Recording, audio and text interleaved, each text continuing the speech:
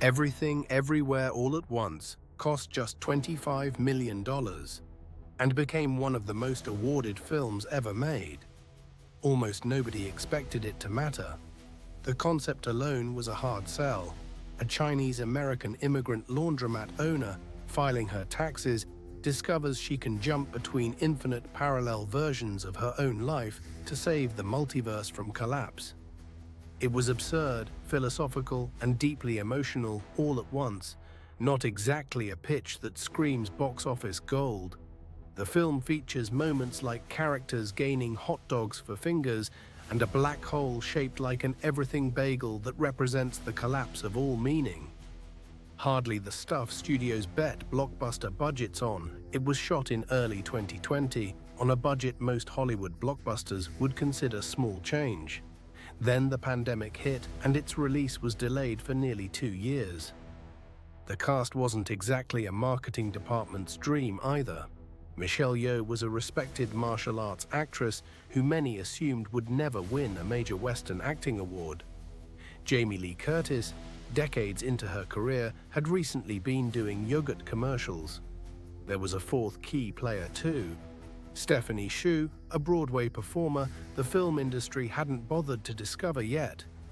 This was effectively her breakout film role, and Ke Huy Quan hadn't acted in years.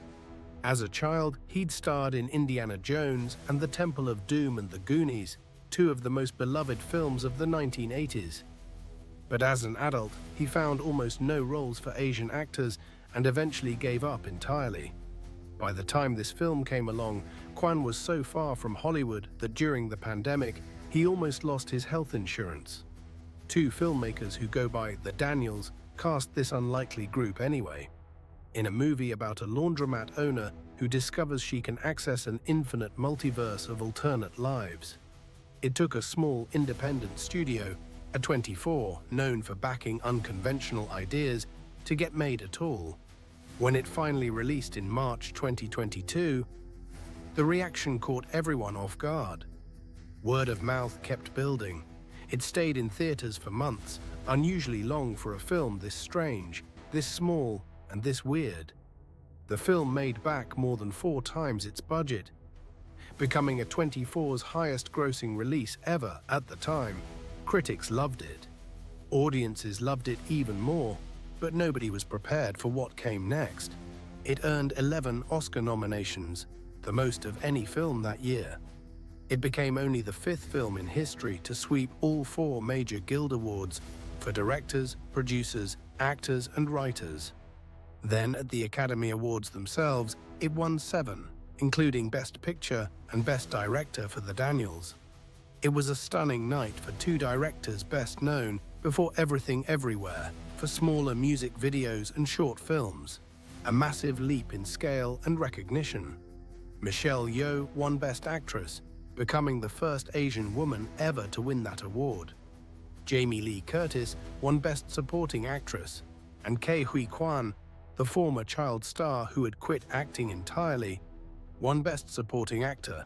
In his speech, he talked about his mother sewing his costumes when he was young, and the year he spent in a refugee camp before ever reaching America.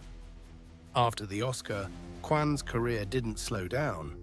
He joined the Marvel Cinematic Universe in Loki and kept working steadily for the first time in decades. The film's success also reshaped how Hollywood thought about who could headline a story this big.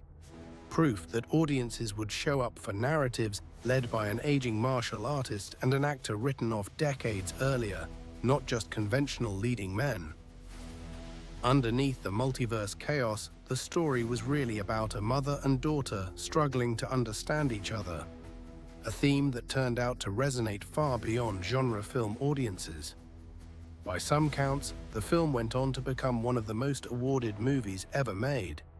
The tally varies depending on who's counting, but by several measures it overtook even The Lord of the Rings, The Return of the King, which had held a similar record for 2 decades. It cost $25 million, and almost nobody expected it to matter. It became one of the most celebrated films of its generation. Proof that the best stories don't always need the biggest budgets.